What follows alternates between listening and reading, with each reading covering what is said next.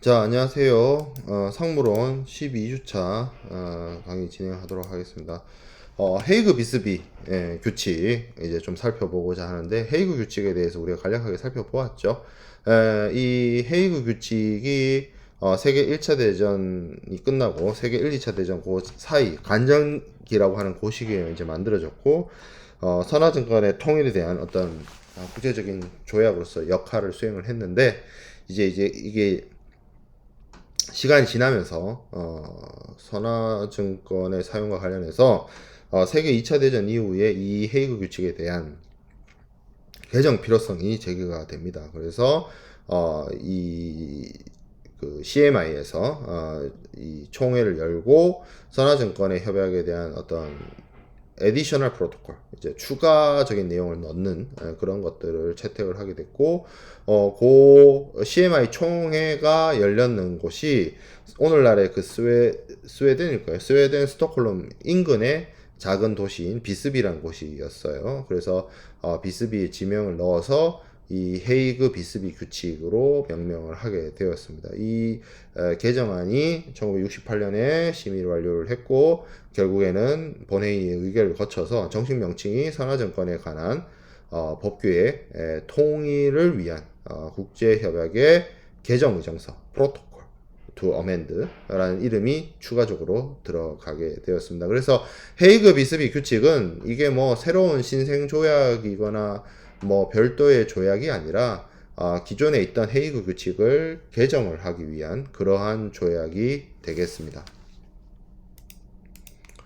헤이그 규칙의 내용을 좀 살펴보면, 기본적으로 헤이그 규칙에서, 원래 헤이그 규칙에서 얘기했던 바가 그대로 적용이 됩니다. 그래서 가망 능력에 대해서, seaworthiness에 대해서 주의 의무를, 상당한 주의 의무를 가져야 될 거고요. 화물에 관한 주의, 우리가 상업상의 어떤 의무로서 운송인이 화물을 적절하고 주의 깊게 선적이나 취급이나 보관이나 관리나 양육이나 이런 데 있어서의 상당한 주의를 기울이고 노력을 해야 된다는 것에 대해서 의무를 부여하고 있고요.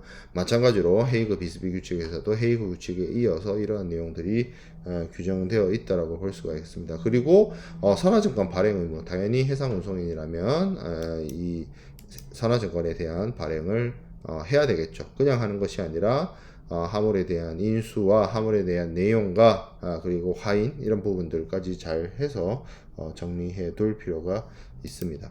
자, 그러면 이 헤이그 규칙과 헤이그 비스비 규칙의 어떤 쟁점이나 이런 것들을 조금 더 살펴볼 텐데, 우선 일단 이 책임 원칙에 대한 걸 살펴보면, 원칙적으로 헤이그 비스비 규칙은 헤이그 규칙과 동일하게 가실 책임주의입니다. 운송인이 모든 걸 덮어놓고 다 그냥 일단 운송 도중에 발생된 모든 피해에 대해서 운송인이 책임지느냐? 그게 아닙니다. 헤이그 규칙과 헤이그 비스비 규칙은 운송인의 컨트롤 하에서 운송이 이루어지고 보관이 이루어지고 선적 양화가 이루어지고 있을 때 화물에 무슨 문제가 생겼다 하더라도 그것에 대해서 일차적으로 그냥 다 책임진다라는 주의가 아니라 잘못이 있는 경우, 그래서 가실 책임 원칙입니다. 가실 책임 원칙. 내가 잘못했으면, 내가 상당한 주의를 기울이지 않았으면 책임을 진다는 거죠. 그래서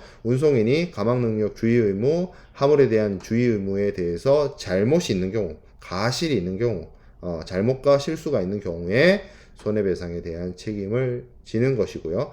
헤이그 비스비 규칙도 이 가실 책임 원칙에 입각해서 운송인의 주의 의무나 이것을 상당한 주의를 기울이는 것에 대해서 이것을 게을리 했을 때 발생되는 문제에 대해서 손해배상을 하도록 하고 있습니다.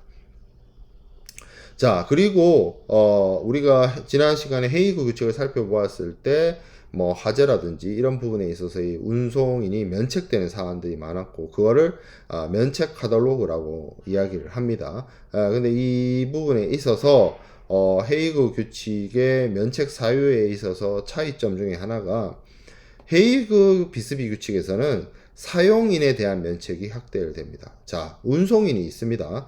운송인이 있는데 이 사람이 국제 해상 운송에서 실질적으로 실무적으로 진행이 되는 프로세스 상의 모든 일을 다 할 수가 없고 하지도 않아요. 예를 들어서 하역을 한다. 선박에 물품을 하역을 한다라고 하면 하역을 전문적으로 부두에 터미널 오퍼레이터나 뭐 하역을 하는 뭐 그런 어떤 하역 작업을 하는 그런 오퍼레이터들이 있습니다. 그러면 해상 운송인 입장에서는 그런 뭐 터미널 오퍼레이터나 뭐 그런 어떤 스티브도 컴퍼니나 이런 기업을 사용을 하겠죠. 계약을 통해서 구매를 하고 용역을 구매를 하는 거죠.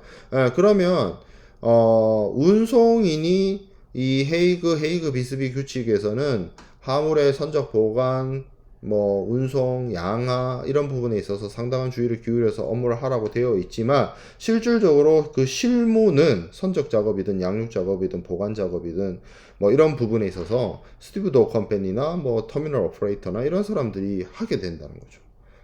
그렇죠.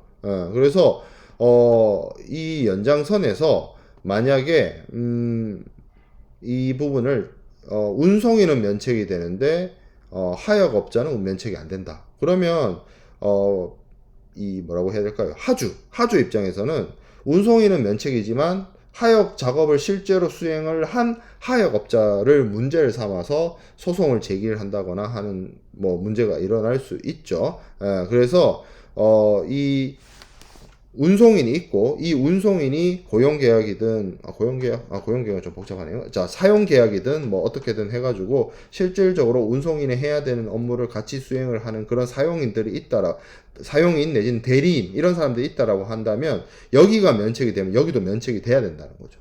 그래서 해상운송인의 사용인이나 대리인이 하주로부터 화물 손해에 대해서 보상 요구를 받았을 때 해상운송인이 면책되는 부분과 이 책임 제한이나 이런 거를 동일하게 적용하는 거죠. 운송인이 면책이면 그 사용인도 면책이다.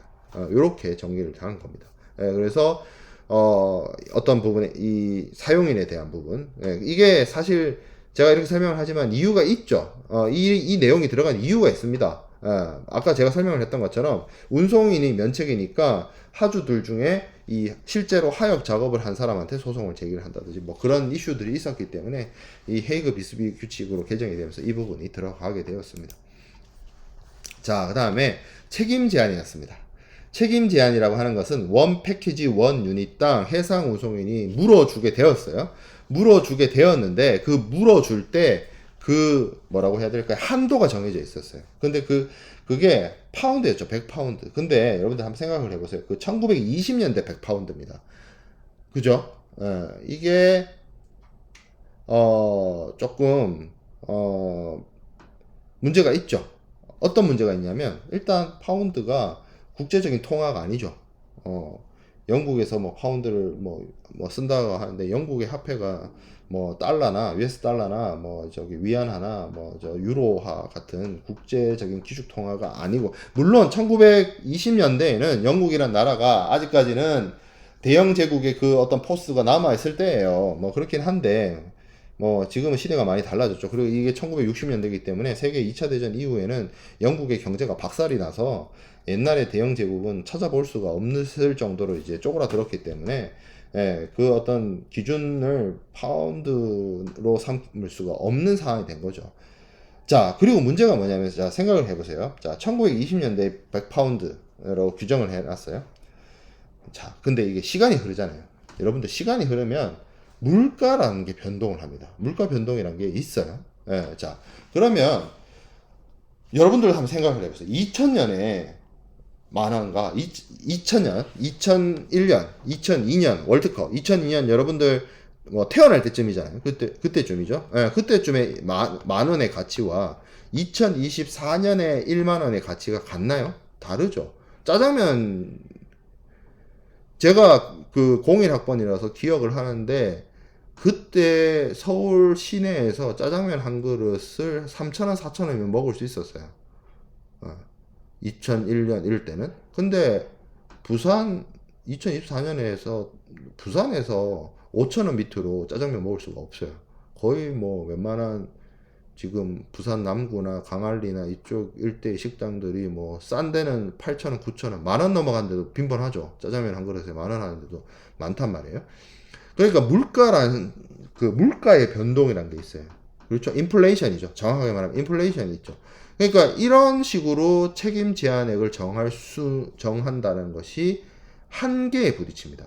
예, 그래서 어떤 특정한 국가의 화폐를 이용을 해서 책임 제한액을 하고 그 책임 제한액을 설정을 했을 때 인플레이션이 발생을 하면 그것에 대한 어떤 실질적인 가치 변동을 담아낼 수가 없는 문제가 있었다는 거죠.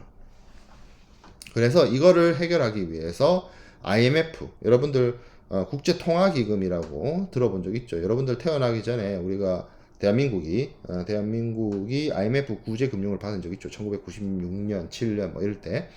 그 IMF 맞습니다. 그 IMF가 사용을 하는 Special Drawing Right, 이걸 줄여서 SDR이라고 하는 거예요. 이 SDR을 이용을 해서 헤이그 비스비 규칙에서의 운송인의 책임 제한액을 설정을 합니다. 자, 어떤 방식이냐면 이런 거예요. 이 SDR은 어떤 특정한 화폐가 아니에요. 뭐 US 달러다, 뭐 예를 들어서 뭐 엔화다, 일본의 엔화다, 유로하다, 이런 특정한 국가의 화폐를 말하는 것이 아니고, 그리고 뭐 예를 들어서 여러분들 뭐 잘 알고 있는 뭐 비트코인이나 뭐 이런 가상화폐도 아니에요. 가상화폐 아닙니다. 실질적인 물리적인 어떤 법정 통화도 아니고 가상화폐도 아니에요. 그러면 이 SDR이라고는 뭐냐면 어떻게 보면 각국 정부가 국제통화기금인 IMF에다가 이야기해서 활용할 수 있는 한전권이라고 해야 되나? 예, 그런 거예요. 쉽게 말하면 뭐냐면, 자, 어떤 특정한 국가의 금융위기나 이런 것들이 발생할 수 있습니다. 그러면, 이 SDR을 국가가 가지고 있어요. 국가가 가지고 있다가 이걸 활용을 해서 필요에 의해서 US 달러나 뭐 경우에 따라서는 다른 화폐, 뭐 US 달러가 기축 통화니까 그 기축 통화에 비례해서 이제 그 적용을 하는 어떤 이제 교환권이라고 볼 수가 있어요.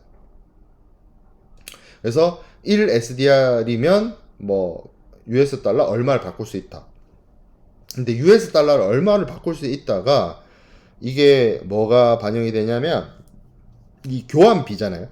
화폐의 교환비라고 보면 일종의 뭐라고 해야 될까? 환율 변동에 따라서 이 교환비가 변해요. 예를 들어서 여기 보면 요 밑에 원 패키지 원 유닛당 667 SDR, 킬로그램당 2 SDR이라고 했는데 저 SDR이라는 게 어느 시점이냐, 언제냐에 따라서 이 교환비가 계속 바뀝니다. 그러니까 수시로 바뀌어요. US 달러로 1 SDR이 있는데 1 SDR을 한국 돈으로 이걸 줬을 때 금액이 이렇게 바뀐다라고 하는 것이 결정되어 있고 그 교환 비율은 세계 기축 통화를 일단 가중 평균한 금액으로 해서 이 교환비가 정해지거든요. 자, 그렇게 됐을 때 어떤 특정한 화폐가 아니라 기축 통화의 여러 기축 통화의 그 가중 평균한 어떤 교환비를 활용을 하기 때문에 어떤 특정 국가의 법정 화폐가 아닌 국제 통화 기금이라고 하는 세계적인 기구의 어떤 그 건의를 이용을 해서 이 피해 보상액의 한도를 정할 수 있고, 그리고 이게 어떤 특정한 화폐의 정해진 금액이 아니라 정액으로 딱 얼마, 1000달러면 1000달러, 뭐 800달러면 800달러, 이거 딱 정해진 게 아니라 교환 비율이잖아요. 그러니까 교환 비율이니까 이 교환 비율인 거는, 교환 비율이라고 하는 거는 물가 변동이나 이런 거에 영향을 받아요. 영향을 흡수를 합니다. 그러니까 고정되어 있지 않아요. 이 손해액이라는 게. 예, 그런 부분에 있어서 이 SDR을 통해서 운송인의 책임 한도를 현실화를 합니다. 그래서 헤이그 비스비 규칙에서는 원 패키지, 원 유닛, 이 패키지와 유닛은 여기 밑에 컨테이너 약간의 신설이라고 얘기를 하고 있는데, 컨테이너가 헤이그 규칙 처음 만들 때는 컨테이너가 없었어요. 근데 헤이그 비스비 규칙으로 개정될 때는 이제 컨테이너가 등장을 합니다. 그래서 컨테이너 약간의 신설이 돼요. 그래서 자, 우리가 겉에서 봤을 때 20피트 컨테이너든 40피트 컨테이너든 밖에서 봤을 때 그냥 한 덩어리잖아요.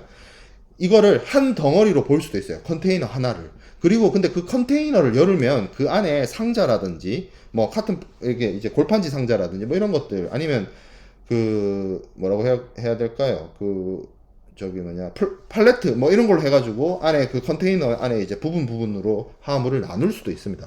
예, 그래서 컨테이너를 통으로 하나의 패키지라고 볼 수도 있고 한 유닛으로 볼 수도 있고 컨테이너 안에 개별 포장 단위가 들어가 있고 그게 선화증권 안에 컨테이너 안에 뭐 예를 들어서 상자가 20상자가 있다. 20 유닛이 있다. 이렇게 적혀 있으면 그 하나 상자를 하나의 유닛, 하나의 패키지로 봅니다. 그거는 선화증권에 어떻게 기재하느냐에 따라서 기준이 달라져요. 그래서 이게 컨테이너 약관이에요. 그렇게 했을 때 한 패키지당 총액으로 봤을 때 한 패키지당 667 SDR. SDR이라고 하는 교환권을 667개만큼 하는 거죠. 아니면 무게 기준으로 하면 킬로그램당 1kg당 2 SDR. 자, 근데 이런 게 있을 수 있죠. 1kg당 2 SDR이니까 생각을 해보면 333kg짜리 물건이 아니라고 한다면 그냥 667 SDR 적용하는 게 더 금액이 많을 것이고 333kg를 이렇게 초과하는 뭐 물건이라고 한다면 킬로그램당으로 적용하는 게 편하겠죠. 그러니까 이거는 높은 금액을 채택하고 있기 때문에 운송인한테 옵션인 하주한테 옵션인 거예요. 하주가 더 높은 금액을 받을 수 있도록 내가 선택을 한 무게에 따라 갈 거냐 아니면 그냥 패키지랑 667로 갈 것이냐.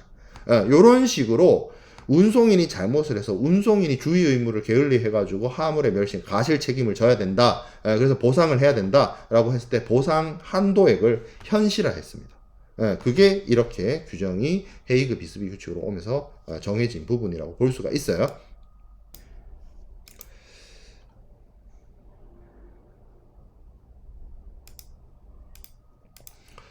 자, 그리고 또 이런 경우를 만들었어요. 이제 해상 운송인이 잘못을 했어.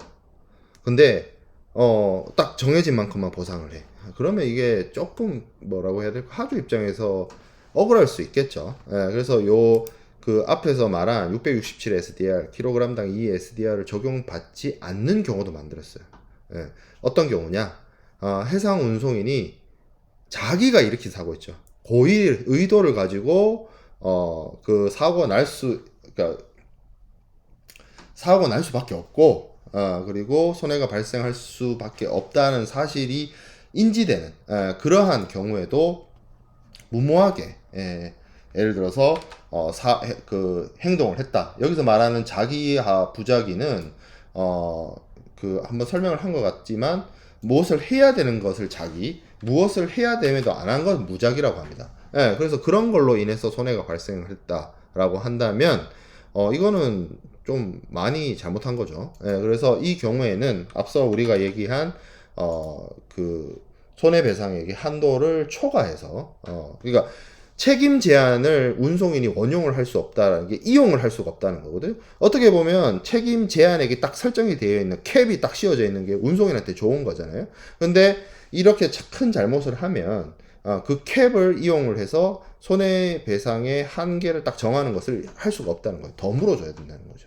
그리고 운송인이나 이런 사람들의 어떤 근본적 계약 위반이 있게 되면 그 경우에도 해상 운송인이 이 책임 제한액보다 더 많이 손해배상을 해야 될 수도 있습니다. 자, 그리고 적용 범위도 좀 달라졌어요. 예전에는 헤이그 규칙과 관련해서 채약국에서 작성된 뭐 선화증권 뭐 이런 얘기를 했었는데 이제는 좀 내용을 확장을 합니다. 그래서 선화증권이 채약국에서 발행된 경우는 당연히 적용이 되는 것이고 그 외에도 운송 자체의 시작이 채약국의 항구에서 시작이 된 경우라고 한다면 그렇게 발행된 선화증권에 이 헤이그 비스비 규칙이 적용이 되고요. 그리고 마지막으로 여기 세 번째 추가된 내용이 있는데 선화증권에 들어가 있는 이 조약, 그러니까 헤이그 비스비 규칙을 국내법화한 나라의 법률이 계약에 적용되는, 그러니까 그 계약의 준거법이 이 CIS, 헤이그 비스비 규칙을 자국의 법으로 수용한 국가들, 국내법화한 나라들의 경우에는 그러한 부분에 있어서 그런 준거법이 적용된 나라에서 발행된 선화증권의 경우에도 이 헤이그 비스비 규칙을 적용한다는 건데, 이 세 번째 조항이 한국하고 관련이 되어 있습니다. 저희가 해상 운송과 관련된 국제 규칙을 설명을 하면서 헤이그 비스비 규칙이 한국의 상법의 선화증권편의 내용이 그대로 수용이 되었다라고 얘기를 하고 있죠. 이 세 번째 국내 법화의 카테고리에 해당이 되는 게 한국이 되겠습니다. 그래서 헤이그 비스비 규칙이 적용이 된다라는 거죠.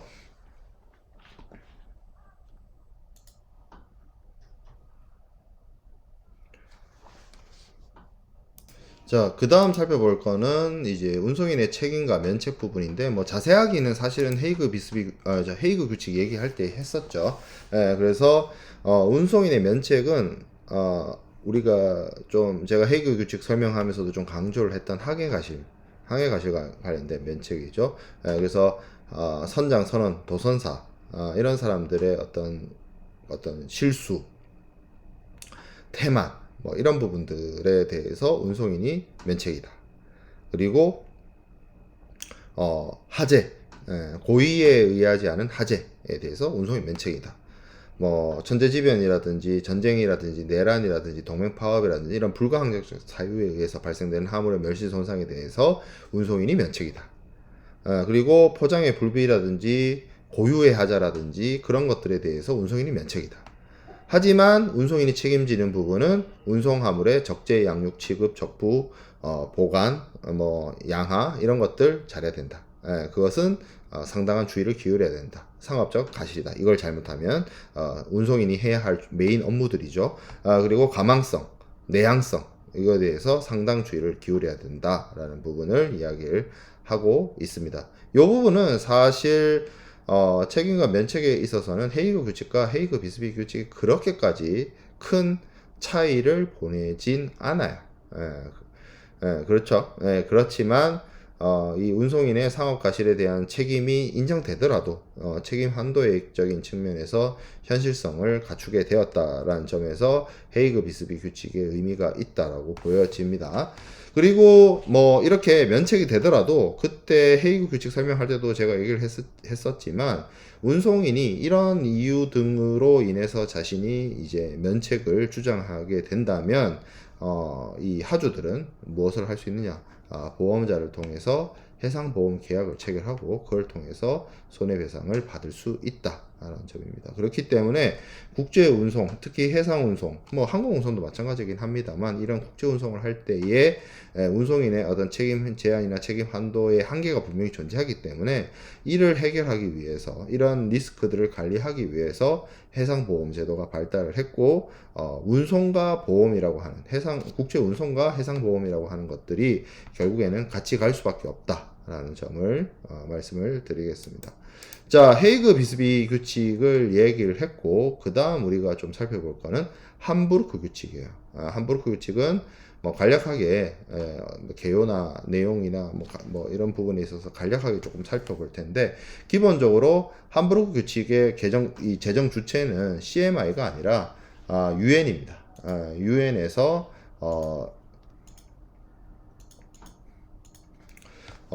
제정을 했는데 이 일종의 CISG와 같은 거죠. 그래서 명칭에 보면, 정식 명칭에 보면 유나이티드 네이션 이렇게 들어가 있어요. 유나이티드 네이션이고 그 캐리지 오브 구드스 바이 씨에서 1978년도에 만들어졌고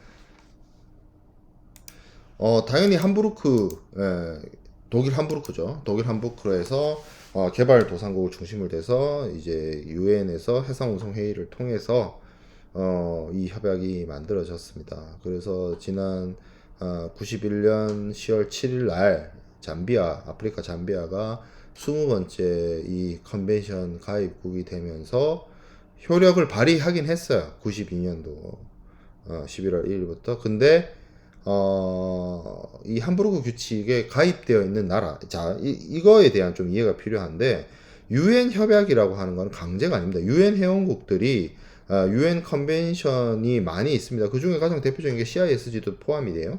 그런 컨벤션에 가입을 하고 안 하고는 그 국가의 결정 사항입니다. 그렇기 때문에 CISG 같은 경우에 100개국에 가까운 국가들이 CISG에 가입을 하고 있기 때문에, 그리고 세계 무역을 주도하고 있는 거의 대부분의 국가들이 이 CISG에 가입을 해 있기 때문에 국제법, 국제협약으로서의 위상을 충분히 가지고 있는데, 이 함부르크 규칙의 경우에는 이 가입국 숫자도 그렇지만 실질적으로 이 협약에 가입해 있는 국가들의 면면을 살펴보면 주로 저개발 국가, 개발도상국들이 되어 있고, 주로 뭐 주요 하주 국가나 주요 선주 국가들이 들어가 있질 않아요. 쉽게 말하면 선진국들이 들어가 있지 않습니다.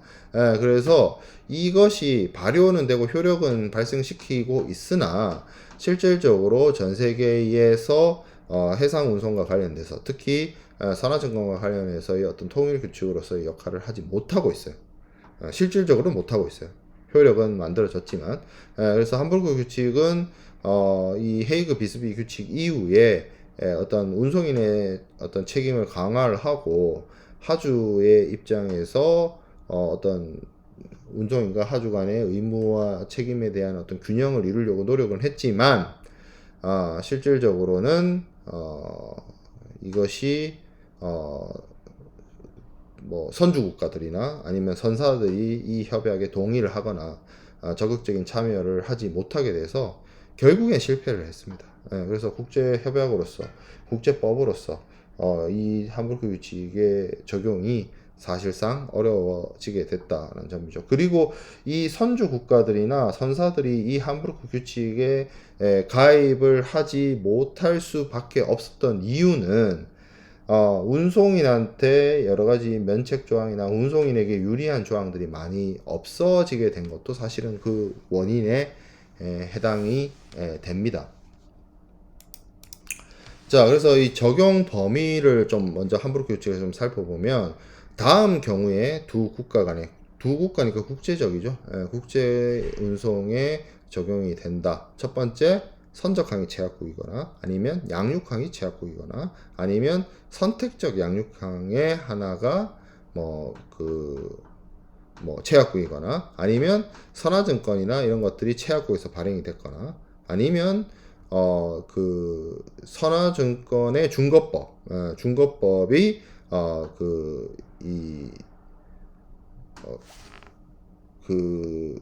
뭐라고 해야 될까요? 함부르크 규칙을 실시하고 있는 국가의 법을 선화증권의 중거법으로 하는 국가, 뭐 이렇게 적용 범위가 굉장히 넓어져 있습니다.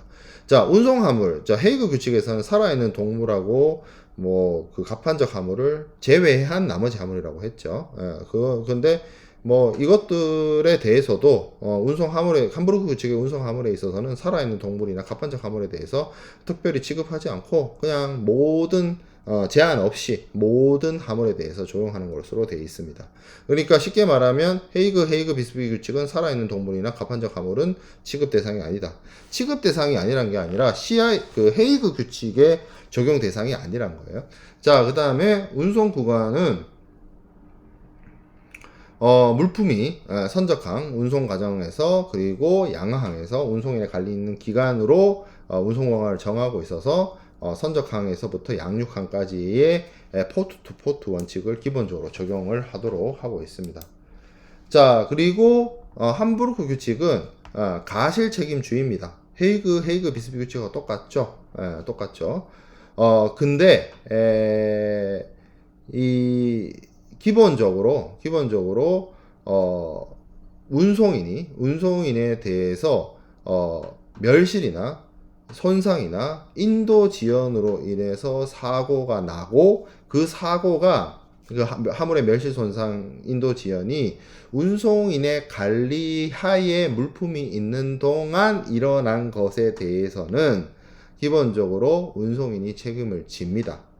그런데 만약에 운송인이 내가 관리하고 있는 화물에 대해서 내가 해야 되는 모든 조치를 했다라는 것을 증명을 하면 운송인이 책임을 지지 않습니다.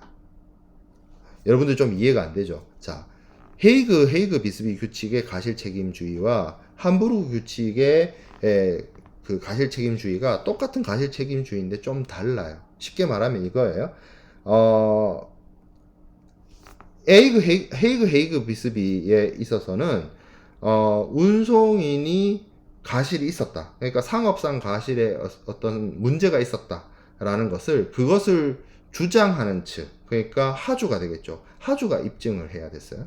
근데 함부르크 규칙은 어떠냐면 기본적인 전제가 운송 기간 동안 그 운송인의 관리 하에 있는 동안 발생한 화물의 멸실 손상 지연이 운송인의 가실이다라고 일단을 봐요. 그런 다음에 진짜 가실이 없었다는 것을 그러니까 운송인의 가실이 그 운송 기간 동안 없었다는 것을 운송인이 입증을 하면 책임을 안 져요. 약간 뭐라고 해야 될까요? 유죄 추정, 무죄 추정 같은 거예요. 쉽게 이게 좀 너무 이거를 딱 맞게 비유할 수는 없는 부분인데 형법하고 이런 국제법을 좀 그런 뉘앙스예요. 그런 부분이 있습니다.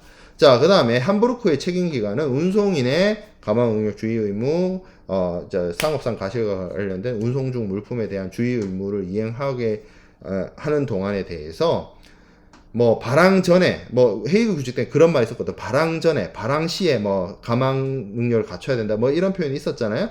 근데 함부르크 규칙에서는 운송인에 있는 관리하 전체 구간에 대해서 일단 운송인이 이 가망 능력 주의 의무나 상업상 가실, 그러니까 물품에 대한 주의 의무를 하도록 하고 있습니다. 그리고 또 추가적인 부분이 헤이그 비스비 규칙에서는 화물의 어떤 운송인의 가실이나 책임에 대해서 멸실 손상만 얘기를 했었는데 함부르크 규칙은 인도 지연, 운송 지연에 대해서도 운송인이 배상 책임이 있다라는 걸 이야기를 했죠. 자, 그래서 제가 아까 설명한 대로 함부르크 규칙은 헤이그 규칙하고 마찬가지로 운송인의 가실 책임주의를 따르고 있어요. 근데 운송인의 가실에 대해서 추정을 하고 있어요.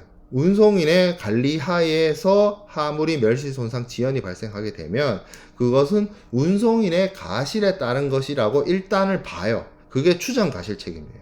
똑같은 가실 책임주의 원칙이라도 좀 다르죠. 일단 네 잘못으로 본다는 거죠. 그런 다음에 네 잘못이 아니고 내가 모든 합리적인 조치를 했다라는 것을 입증하면 그 책임에서 벗어나는 방식으로 가고 있어요. 결국엔 뭐예요? 운송인 스스로가 자기가 잘못을 하지 않았다는 것, 나는 최선을 다했던 것, 상당한 주의를 기울였다는 걸 스스로 입증하게끔 만드는 거죠. 이거 운송인한테 엄청난 부담입니다. 운송인한테 부담이 돼요. 그런 부분이 있기 때문에 운송인의 책임이 증가된 측면이 없지 않아 있죠. 자, 그 다음에 책임 제한이죠. 책임 제한, 아까 제가 말씀드렸던 것처럼 가실 책임이지만 추정 가실이다. 이런 부분에 있어서 문제가 있다. 그리고 운송인의 면책과 관련해서도 항해 가실 면책 있죠. 이 항해 가실 면책이 뭐죠? 도선사 선장이 잘못한 거에 대해서 운송인이 책임지지 않는다. 이거 이제 폐지를 합니다. 이거 폐지를 했어요. 이거 그래서 항해 가실은 사실 함부르크 규칙뿐만 아니라 지금 오늘날에 와서는 이 이슈에 대해서 뭐 좀 말들이 많고 서서히 이제 면책으로 가는데 일단 함부르크 규칙에서는 이 항해 가실 면책에 대해서 이야기를 하고 있습니다. 자, 그다음에 하재 면책에 대해서 얘기를 하고 있어요. 하재에 대해서도 배에 불이 난 거에 대해서도 운송인이 만약에 가실이 있다라고 하면 운송인의 책임으로 본다는 거죠. 자, 헤이그 비스비 규칙은 운송인이 지가 스스로 불낸 거 아닌 다음에는 하재에 대해서 면책이었거든요. 사실 그것에 대한 입증이 되게 애매하긴 해요. 그 운송인 스스로 낸 불이냐 아니면 운송인의 책임하에서 난 불이냐. 사실 되게 이게 법률적인 케이스로 넘어가서 세부적인 케이스로 넘어가면 사안마다 결정하거나 어떤 디시전을 하기가 되게 어려운 요소들이 있습니다만 어쨌든 함부르크 규칙의 면책에 있어서는 항해 가시라고 하재가 폐지가 됐습니다. 그리고 면책 카탈로그도 폐지가 됐어요. 왜 면책 카탈로그가 폐지됐냐?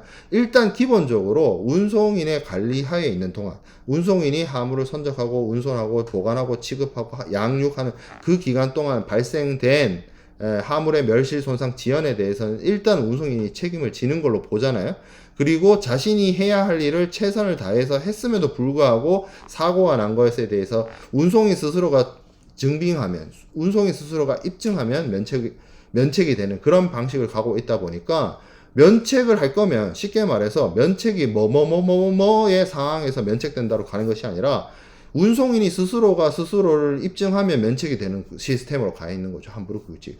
그래서 이게 운송인한테 너무 불리하고 하주한테 엄청 유리한 국제 규칙이었던 거예요. 함부르크 규칙. 그러니까 운송인들이 이걸 안 받는 거죠. 운송인들이 안 받으니까 운송인들이 속한 나라들, 선주국가들, 선진국들이 이 함부르크 규칙에 가입을 안 하는 겁니다.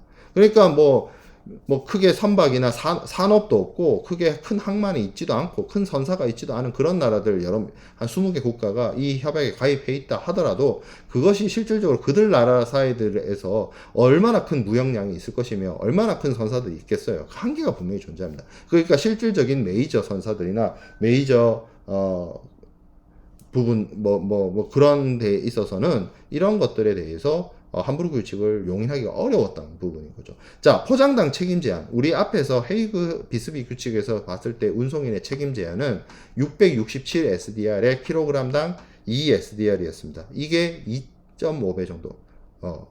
2.5배? 잘못 말했네요.